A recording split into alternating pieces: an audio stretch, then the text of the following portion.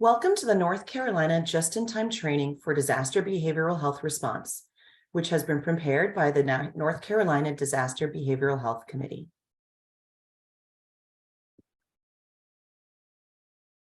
My name is Christina Bowman, and today's presenters and discussants will be Alan Chrisman, Therese Garrett, Andy Short, and Erica Wise. This just-in-time training is designed to prepare licensed mental health professionals to support community members and staff in shelters and other disaster response settings, and to understand the components of shelter operations. The primary objectives for this training are to learn how to effectively coordinate with emergency response efforts, provide high-quality behavioral health services to the public during times of high stress, and to manage the complexities of serving as a mental health professional in a disaster.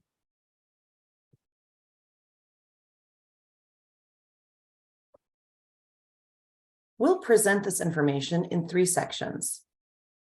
First, we'll have an overview of disaster operations, then disaster behavioral health basics, and third, disaster behavioral health interventions.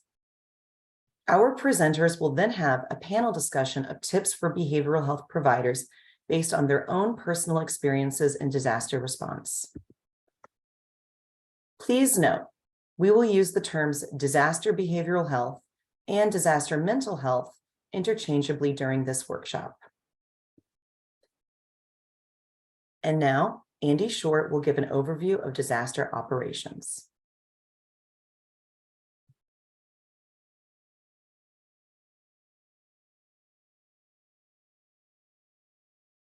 Thank you, Christina, and thanks to you, a mental health professional preparing to support North Carolinians in response to disaster. Disasters are events that have great negative impact on the lives of many people. A good definition of disasters is that they are disruptions to community life that exceed the capacity of local resources to respond. For example, county emergency management services can handle emergencies like house fires or local flooding with resources available at the county level. In contrast, counties often require external assistance from the state or federal government to respond to major hurricanes or mass shootings.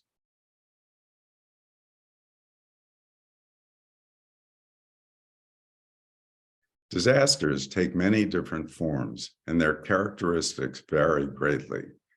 Some are brought on by human behavior or activity, and others have natural causes. Some disasters occur suddenly without warning, while others allow for some preparation. And some, like hurricanes, last for a few days, while others, like pandemics, stretch out for years. Disaster preparedness and response is a local responsibility. It is organized at the county level and supported by state government. Following a disaster, needs assessment starts at the local level with county emergency management. The county requests assistance from the governor, who then reaches out to the federal government and eventually the president. If the president or governor declares a disaster, this triggers money and resources to flow down to the counties from federal agencies like FEMA and state agencies like Emergency Management and the Department of Health and Human Services. Many of you will be part of this because the standard and tailored plans oversee mental health services on behalf of the state in disaster response. This training is designed to prepare licensed mental health providers who contract with standard and tailored plans to serve in response to disaster. We believe the training will also be valuable to any professional offering behavioral health services in disaster operations.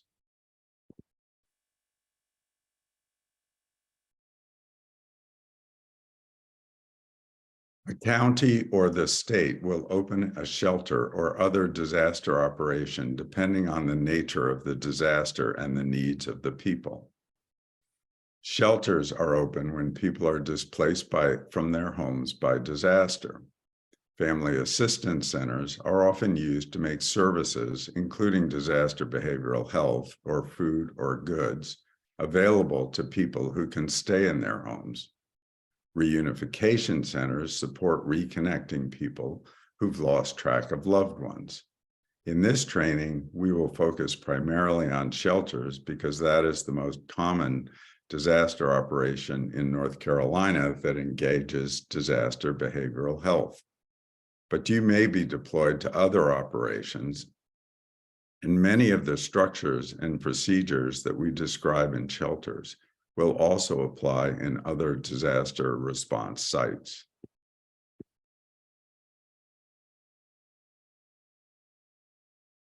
Every shelter is designed to be a safe and comforting refuge in time of disaster. This is one of several principles that apply in all shelters.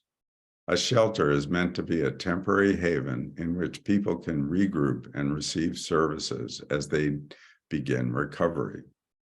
Sometimes people not staying in the shelter can come to get food, supplies, information, and recovery in a shelter, even when they're not staying there. All people impacted by disaster are welcome in a shelter. Assistance is offered regardless of several factors, including race, national origin, religion, gender identity, sexual orientation, age, disability, immigration status, veteran status, or pre-disaster housing situation. People who have access and functional needs can expect to receive accommodations that enable them to function independently in a shelter.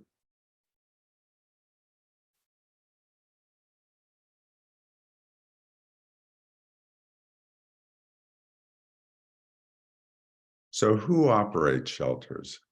Some shelters are run by county departments of social services. Others are operated by the American Red Cross. Sometimes the county opens a shelter and has the Red Cross take charge after a couple of days. Disaster mental health professionals who contract with standard and tailored plans may take the lead in shelters run by counties. But some counties arrange with local providers to lead their mental health team. You may also serve alongside Red Cross disaster mental health workers who take the lead in Red Cross-run shelters. And one more note on terminology.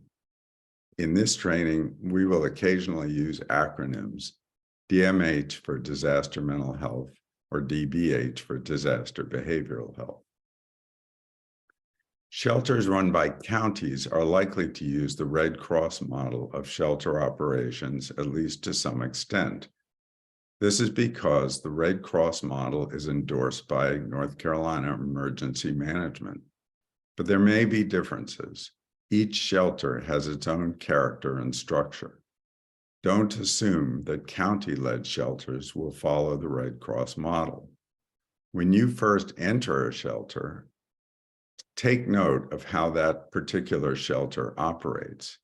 To help with this, I will share key elements to look for in understanding shelter operations.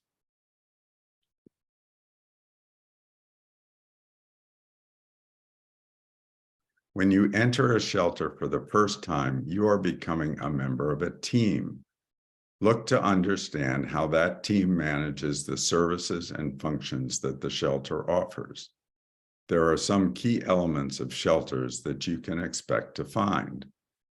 The shelter manager is the lead staff person in a shelter. They are responsible for all shelter operations.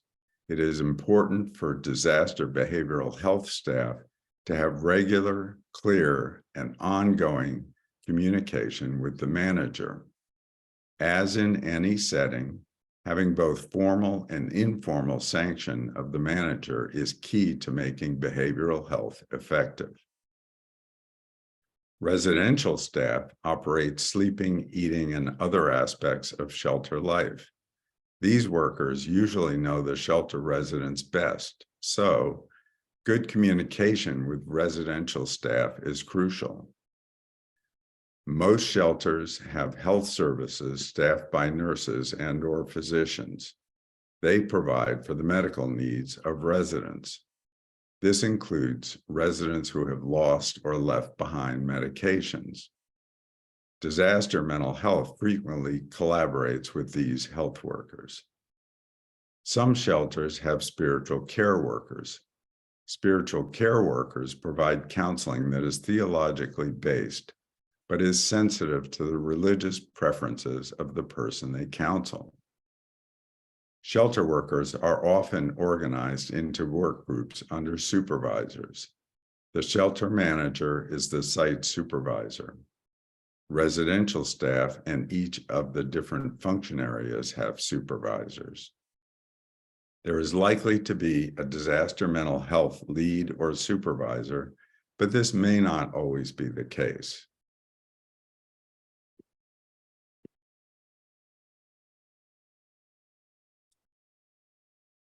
Disasters create chaos. Large disasters make it difficult for people to function as they normally do and to access services that are usually easily available. Shelters are structured to carry out services and functions in a predictable way.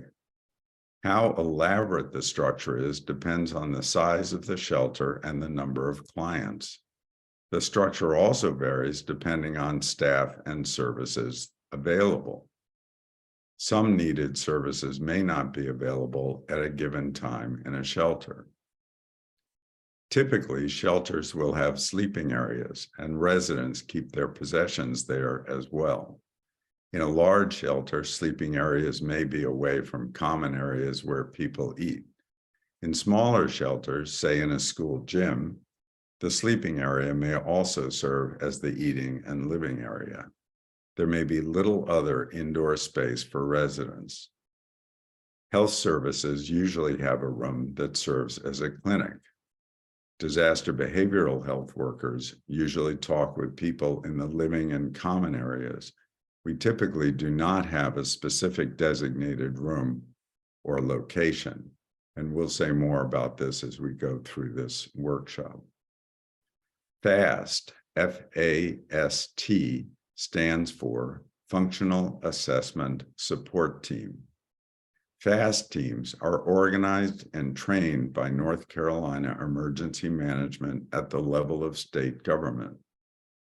They help to identify residents with access and functional needs, and they identify resources that can assist the shelter staff in meeting those needs. Generally, there's a registration area in a shelter where staff and residents check in. Be sure to identify yourself and your role when you first enter the shelter. This is also the best place to seek information. There may or may not be areas designated for recreation. Often there is access to television. There may be books and magazines. Some shelters have toys or games for children. Typically, residents will spend time outside of the shelter to socialize, exercise, relax, or smoke. Some shelters have places where pets can be housed. Service animals typically stay with their owners in a shelter. Disaster behavioral health generally works with people in quiet spaces within the shelter. As noted, DMH often does not have an assigned area. Most disaster mental health workers prefer to meet with people in eating or living areas of the shelter.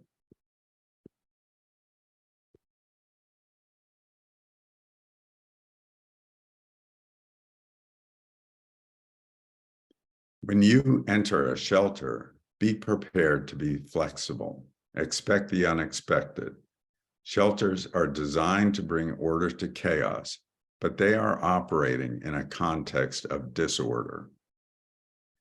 However, there is one way in which you should not be flexible. Everybody who serves in a disaster operation must be authorized to do so. Individuals and organizations should not self-deploy to assist at shelters or any other disaster operation for that matter. Do not go to a shelter and volunteer without prior authorization. So, what should you do when you enter a shelter for the first time? Start by checking in at the registration table, which is usually near the front door. Then there are several people you will want to connect with early on. The actual order in which you make these connections will depend on the situation in the shelter. If there are other disaster mental health workers already in the shelter, connect with them first. If there is a DMH leader, report to them. If there is no clear leader, introduce yourself to the others. Once you've touched base with the other DMH workers, connect with the shelter manager. If the manager has time, ask for an update on the atmosphere in the shelter. Ask about any areas of concern. That is often things like pets, food, bathrooms, privacy. Try to establish a relationship with the manager that is conducive to easy, open communication. It's also important to communicate with disaster health services. They may have an idea about stresses that are impacting staff or residents. As I've mentioned, residential staff often know the residents best. So establishing relationships with residential staff can really improve your impact. As you connect with some of the staff, be thinking about where it might be best to meet with shelter residents. Often you might start by sitting down with folks where they are in common areas inside or outside of the shelter. Start interacting with residents by showing relaxed interest without being intrusive.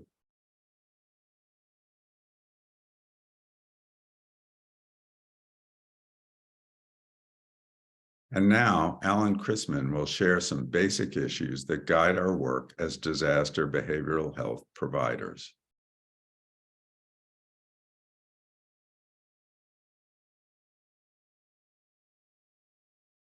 Underlying the key concepts of disaster behavioral health, there are some basic truths that inform our understanding of disaster and mental health responses to it.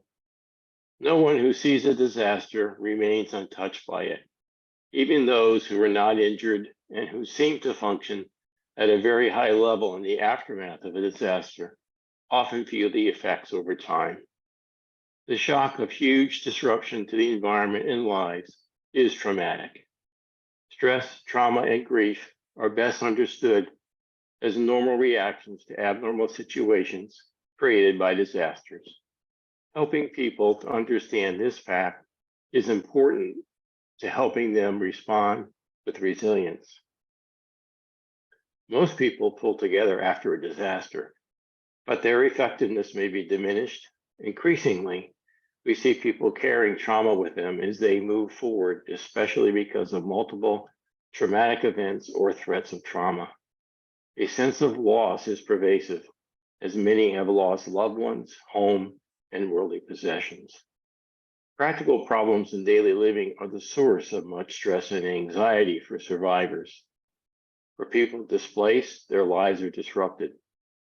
Normal tasks become complex and difficult.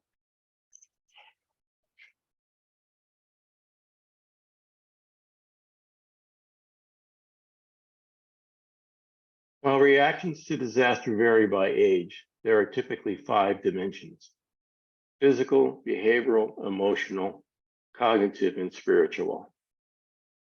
One of the most common physical reactions is trouble going to sleep despite feeling exhausted at the end of the day. Being in a highly stimulating new environment, such as the shelter, makes it hard to relax. Other physical reactions include faintness, dizziness, agitation, and gastrointestinal distress. Health problems that a person is already experiencing may get worse. Behavioral, you may see angry outbursts precipitated by seemingly trivial matters without the individual being aware of their stress. Cognitive responses include disorientation, trouble with memory and concentration, and difficulty making decisions. Flashbacks may bring unwanted intrusion by unpleasant thoughts and images. Emotional reactions can range from helplessness to irritability, disassociation, or feeling that one is oddly disconnected from others. In a disaster setting, re-traumatization is a concern in two ways. The current disaster may trigger memories of previous trauma, and also in the aftermath of disaster, survivors may respond to cues that remind them of the disaster by re-experiencing the trauma. This can exacerbate the impact of the traumatic event. Spiritually, there can also be a loss of faith amidst the chaos and trauma associated with a disaster. Children, compared to adults, are likely to move in and out of negative moods and anxiety, maybe joyous and playful one moment and somber the next. The developmental stage of the child or adolescent determines the type of reaction they are likely to exhibit. Younger children are prone to regressive behaviors, including bedwetting and clinging to their parent. Adolescents' reactions are more likely risky behaviors, decline in school performance, and substance use. It is important to share with survivors and disaster staff that these reactions are normal for an abnormal circumstance. Shelter staff may be slow to recognize their own reactions and thus need our support for self-care.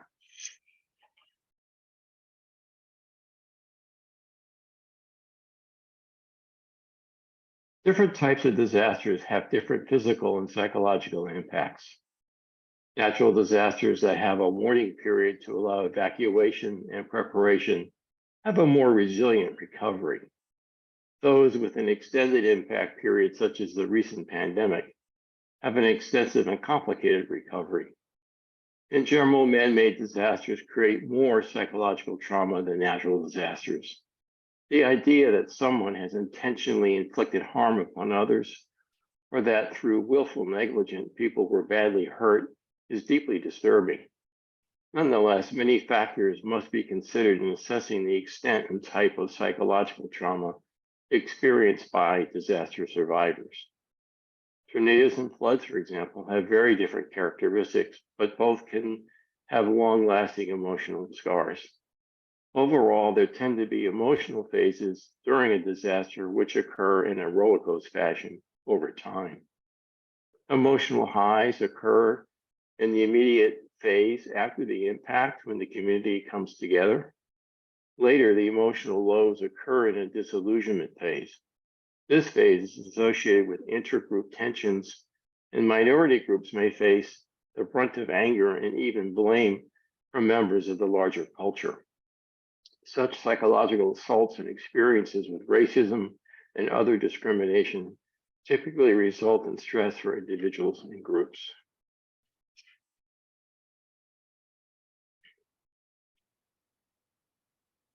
Risk factors, including an individual's experiences and general impacts from a disaster, can be predictors for long-term consequences. The risk factors listed are important to note when assessing clients and disaster responders, and they are interactive. A life-threatening experience or witness of widespread destruction has a major impact, and the closer you are to a disaster, the greater the risk of strong reactions. Relational losses for individuals who have lost family members, friends, and/or pets are at most risk. Physical economic loss, including the loss of one's home, either a house or rental apartment, are frequently associated with economic hardship and displacement. Disasters typically disrupt daily life, rupturing social bonds and impairing an individual's ability to cope. Individuals with pre-existing behavioral health concerns are more vulnerable.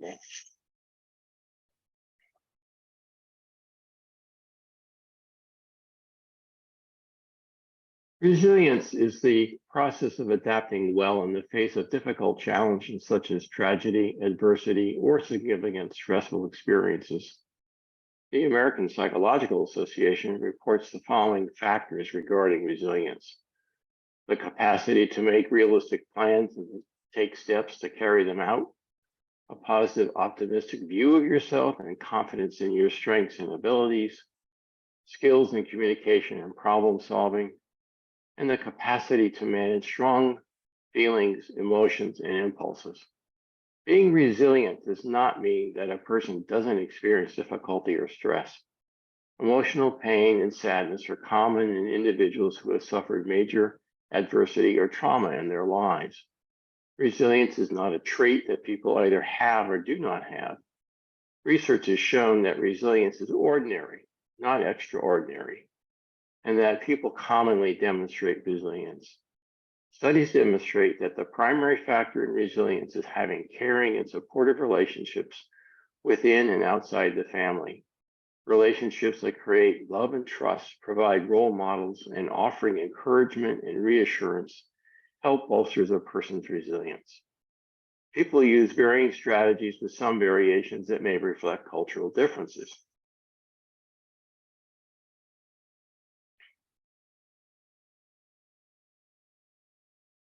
All survivors and disaster workers are eligible for support from disaster behavioral health. No one in a shelter pays for disaster behavioral health services provided. Disaster-related health services are accessible to all residents and staff regardless of any functional impairment or limitation. Culturally competent behavioral health services support the individual by honoring the values and practices of their culture to support identity and social connectedness and to provide a shared vision for recovery. Residents in a shelter are likely to form a particularly diverse population on many dimensions, including race, gender identity, ethnicity, and economics. Tailoring communication and intervention to the culture of each individual is essential in making disaster mental health relevant and effective.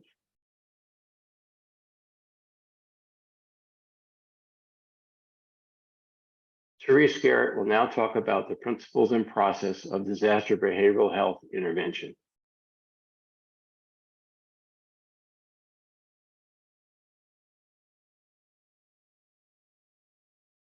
Disaster mental health work is different in a number of ways than typical clinical practice. It's done in less structured, informal settings and includes meeting with people, often in common areas of a shelter, near their cot, cafeteria, or other non-office space. While you will try to find the most private space possible in order to not be overheard, others will be nearby. You will not be doing formal assessments or assigning diagnoses, but rather identifying individuals or groups who are struggling. Interventions focus on present moment emotional support, building resilience, and mobilization in the face of adversity. You will help people apply their own problem-solving skills to immediate practical problems and stresses they are experiencing.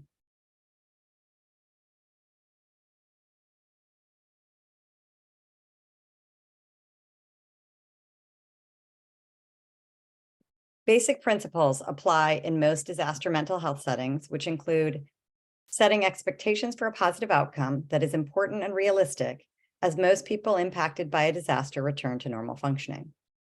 Assume competence of the individuals to emphasize self-reliance in dealing with the problems of daily living brought on by disaster. We support people in finding aspects of their lives that have gone well with previous challenges and help them to identify the types of support they have found beneficial and ways to leverage their supports moving forward. A natural corollary of assuming competence is establishing a collaborative partnership with survivors. This is crucial in effective provision of trauma-informed care. Engage survivors around their strengths to help rediscover skills that have enabled them to lead productive lives. Focus on their strengths and help to expand them. Hope is essential to resilience. Hope motivates people to move forward. It must not be false, as it must be realistic for people to trust it. Communicating genuine, realistic hope while acknowledging the pain and trauma helps survivors to move beyond calamities.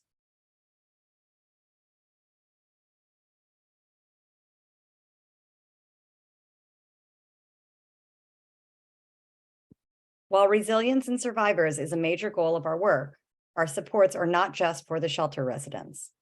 No one who experiences a disaster is untouched by it. Those impacted include responders as well as survivors. Relationships with coworkers in a shelter are important in establishing trust. You may be called on to help coworkers deal with stress or worsening mental health.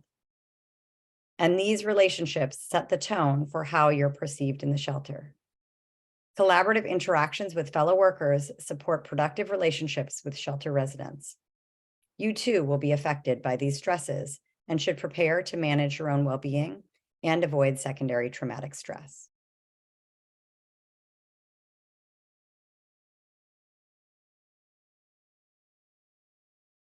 In the immediate aftermath, the primary intervention used is an evidence-informed intervention called psychological first aid. It was developed in 2006 jointly by the National Center for PTSD and the National Child Traumatic Stress Network.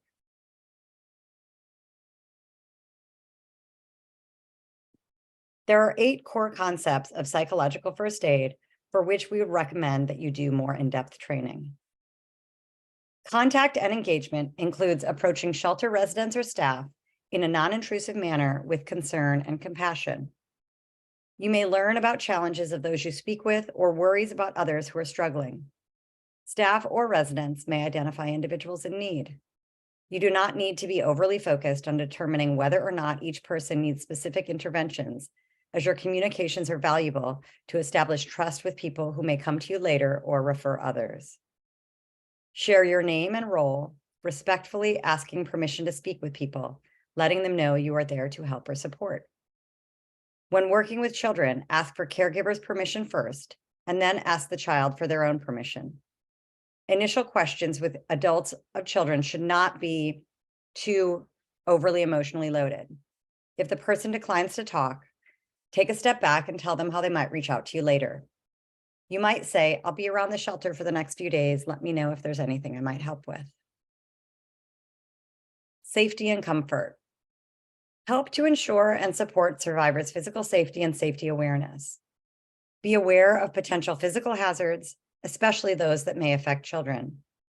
Be attentive to note those individuals who have access and functional needs or are from historically marginalized subgroups. Maintaining people's safety prevents exposure to re-traumatization. People may be anxious or desperate to learn more about the disaster impact and response. Be careful that information you share is accurate and dispel misinformation. Stabilization. You can provide a compassionate and calm presence for all in the shelter.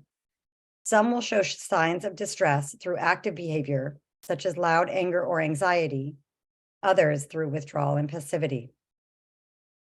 Keep an eye out for those who may be so overwhelmed that they have trouble functioning. Support stabilization through connecting with those who are overwhelmed, letting them know you are available. You can provide a nearby physical presence if they aren't ready to talk. Find a quiet place if they would prefer. Bring in family members or friends if available in the shelter to help when they are able to provide a soothing presence, empathy, and compassion. Address the expressed problem rather than only trying to persuade the individual to calm down. Normalize stress reactions. If the person remains disoriented, grounding exercises can help, encouraging slow, deep breathing, naming objects that the person sees, fears, and feels. Additional details of beneficial exercises are in the PFA training manual, which is available on the National Child Traumatic Stress Network website. Information gathering is not a formal clinical assessment as in traditional settings, but most often 15 or 20-minute interactions with individuals, getting a general sense of the level of trauma, exposure, and experience, their current functioning or distress, and their needs. Do they have prior emotional or behavioral conditions that impact them or exacerbate their reactions? Have previous experiences made them more vulnerable to trauma? Note any concern for risk of harming themselves or others. And do they have social support that may help to strengthen their resilience?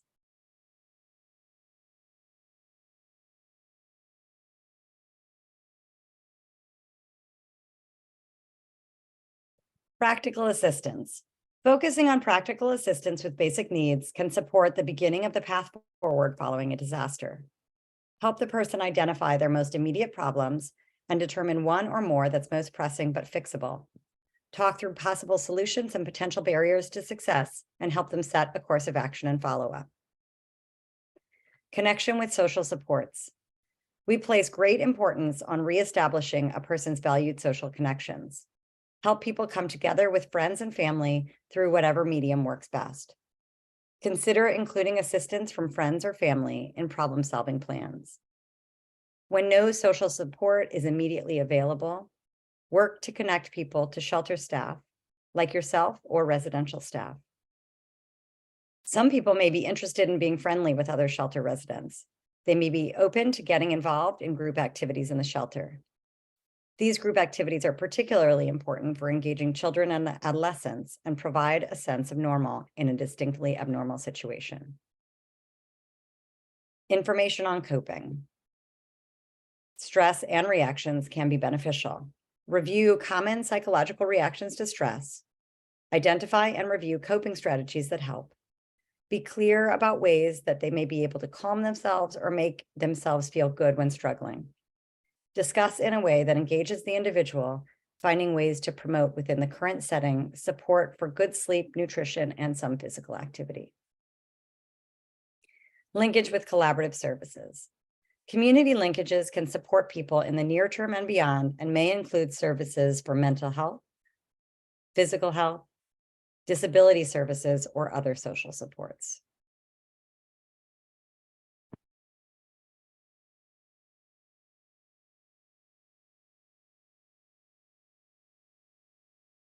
Compassion fatigue, burnout, secondary stress, or vicarious traumatization are a risk for first responders and disaster mental health workers. Separations from loved ones who are sources of emotional support can impair one's ability to decompress. Holding and maintaining constant empathy while sitting with those experiencing tragedy is emotionally stressful, and successes can seem ambiguous in light of continued struggles. Identifying actions to manage stress and strengthening your ability to cope is best done before your disaster assignment.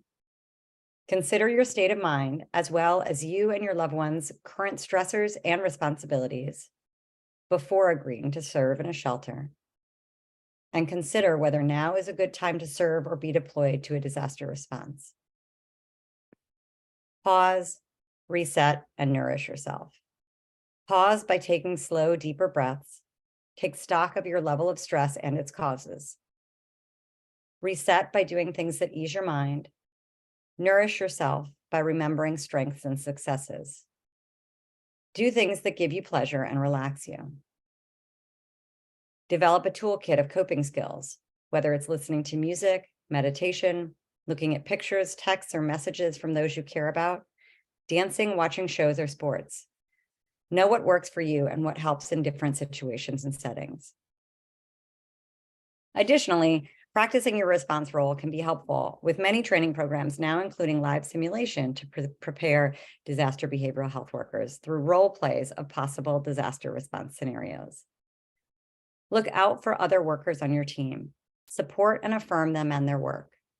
Consider spending time off duty with them as a great way to reduce stress and build relationships outside of the intense emotional work. Getting good sleep, eating well, and exercise remain important, as always, to manage stress.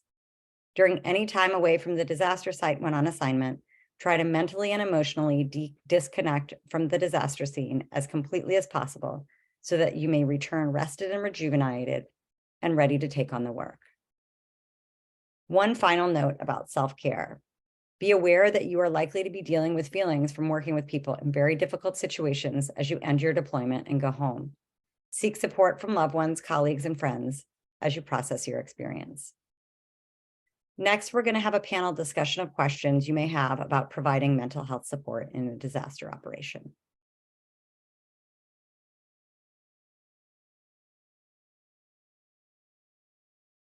In planning this just-in-time training, we agreed that it would be important for us to share something a little more personal and close to our hearts with viewers.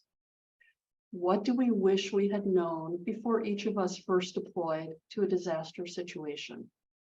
Thus far, we have provided overviews of disaster operations, disaster behavioral health, and disaster behavioral health interventions. Now you will hear from each of us on a more personal level. Although we wish we could be together and in person for this discussion, we hope that we can create a shared sense of intimacy and connection using this discussion format. I will join the presenters in this discussion. Andy, would you like to start with a couple of your reflections? Sure. For me, disaster work is incredibly satisfying. I've found that there's nothing quite as compelling as standing outside a home that's been flooded and talking with the owner about their way forward, or sitting on a cot in a hurricane shelter with a couple of adolescents who don't know where their next home will be, or listening supportively to a shelter nurse who's overwhelmed after 10 days of caring for the medical needs of people who've lost almost everything. Disaster mental health work can also be very frustrating, especially when you first arrive. Disaster operations often seem chaotic. Things don't always go the way that it seems they ought to. So my tips for dealing with some of this are, first of all, do take the steps to prepare yourself and prepare your family for your time away. And even if you're watching this just before you head out and you've made your decisions, you can do some things to take some steps to make sure that you're prepared, touch base with your family and make sure they're feeling set, so that you and they can deal with your deployment in the best way possible. Then do expect the unexpected. Be prepared with self-calming strategies and whatever you do to deal with situations that can be difficult. But I think the best way to engage yourself into a shelter and get into the kind of the swing is to join the shelter team by participating in tasks, and often tasks other than disaster behavioral health first. Help to serve food if that's what's going on. Help to carry water if that's what's happening in the shelter. Doing these kinds of activities makes you a part of the team, and it helps you get integrated into the work of the shelter. It helps you get to know some of the other residential staff members, and they appreciate it, and they're much more likely to share concerns they have about particular residents if they've gotten to know you as a team member in this way. And they'll also turn to you when they need support. They're much more likely to turn to you if they've gotten to know you a little bit in this relaxed way. And then finally, it actually helps you with the residents. Residents get to know that you're a normal person functioning, doing your best in a difficult situation. They'll see you as less distant, and they'll be much more comfortable sharing things with you.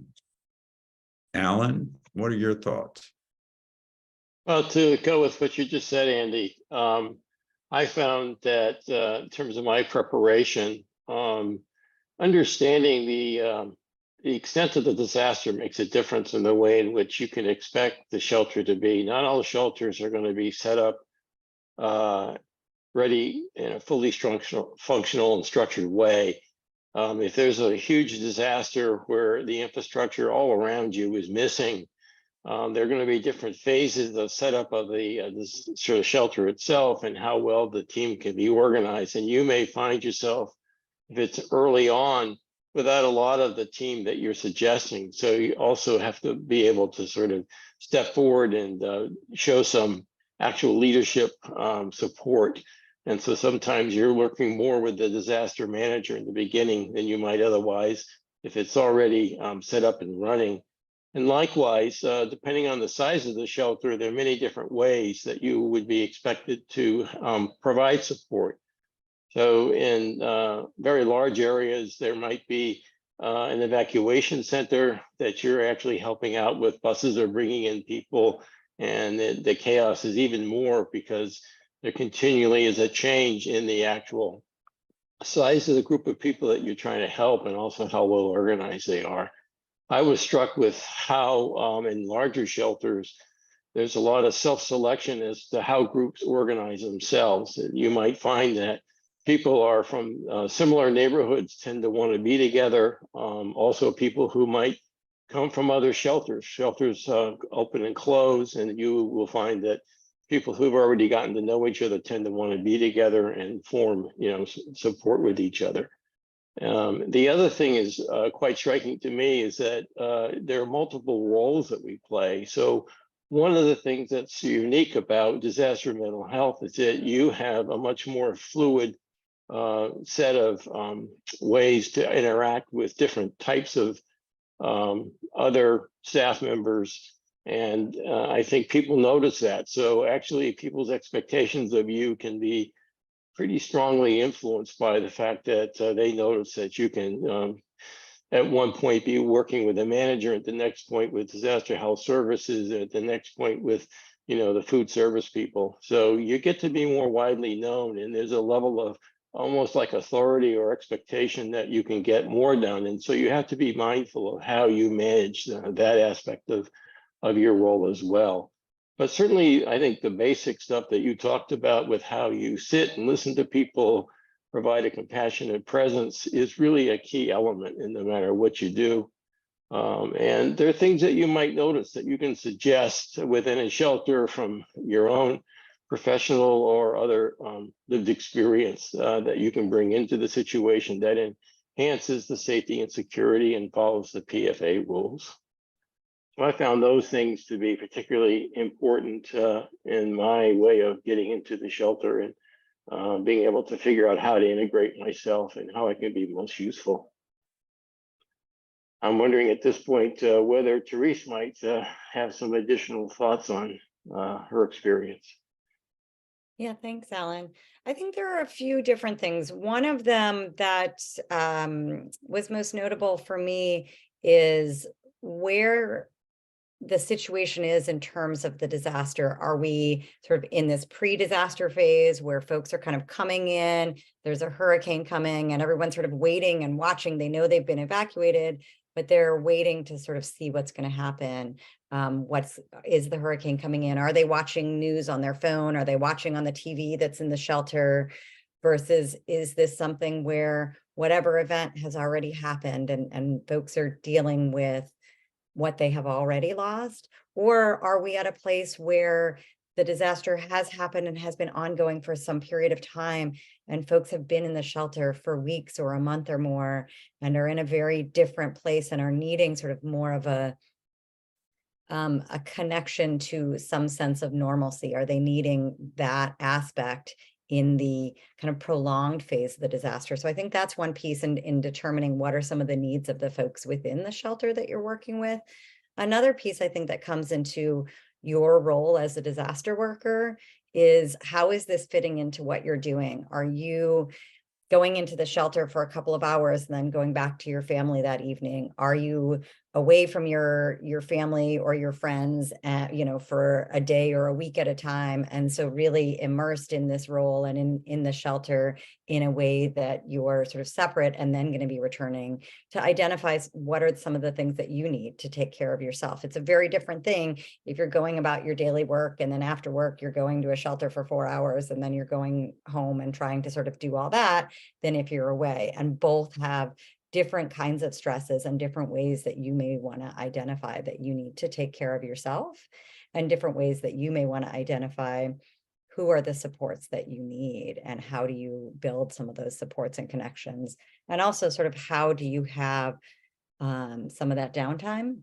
I think another piece that plays into that in terms of your role is how intimately connected are you to the disaster. If this is your county in which the disaster has occurred, you may be in the shelter as part of some of your professional or volunteer responsibilities, but you also may have your own situation at home where perhaps your house has been flooded or there is ongoing concern about what are going to be the next steps, or workplaces are closed or schools are closed. And so how do you really identify not only what you're able to do, but what are some of the things that you need in order to take care of yourself? And this is where, whether it's during the experience or after the experience, that I would, reach out to folks like Andy or Alan or Erica as I needed my own support to just kind of talk through situations maybe that had happened that had been difficult, or that I didn't really know how best to handle, or maybe that I thought I had handled well, but were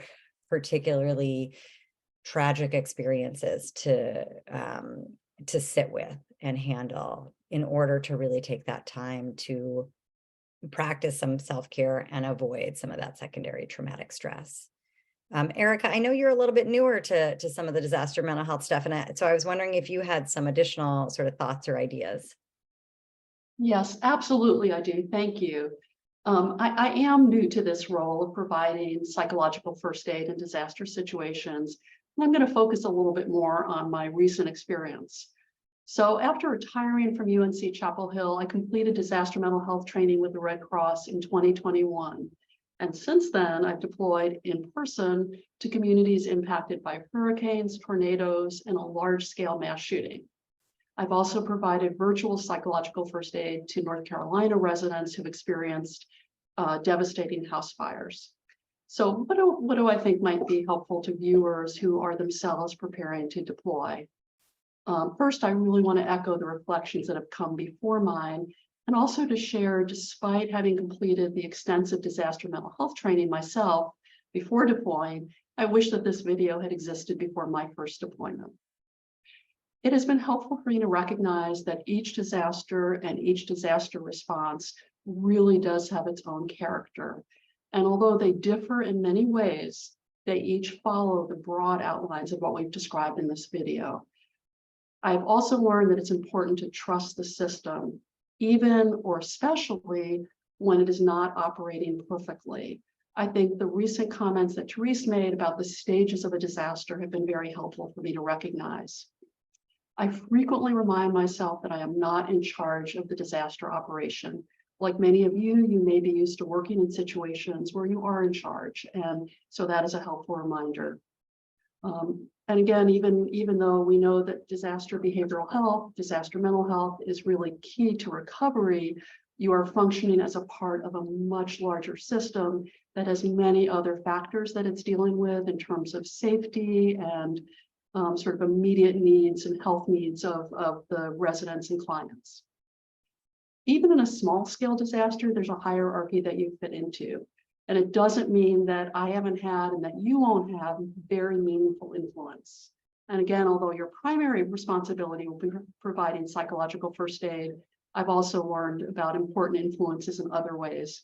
As just one example, at a tornado, I helped improve the sense of community at a shelter by suggesting that the tables be rearranged to foster conversation among shelter residents during meals. And this created a very, very positive reaction in the residents. We know that a sense of community can buffer post-disaster stress, and this was just one example of a very simple and practical way to enhance community engagement. In terms of what I'm grateful for, I've witnessed amazing resilience in clients and seen communities come together and support each other with sensitivity, grace, and generosity, even when they themselves had very few practical resources. I've also been really, really touched by the willingness of clients to share openly with me in the context of very brief interactions that are often occurring in not very private and somewhat chaotic situations. And I also really have appreciated the importance of being someone that both shelter workers and residents can trust to be a gentle and caring listener and a steady presence in a very chaotic situation.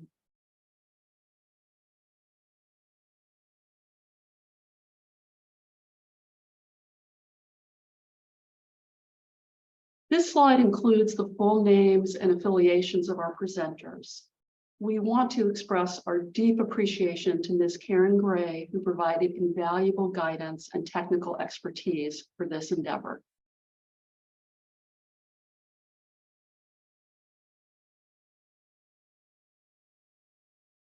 This final slide provides several key search terms and resources that you can access via Google or other search engines to learn more about disaster behavioral health, psychological first aid, and related resources.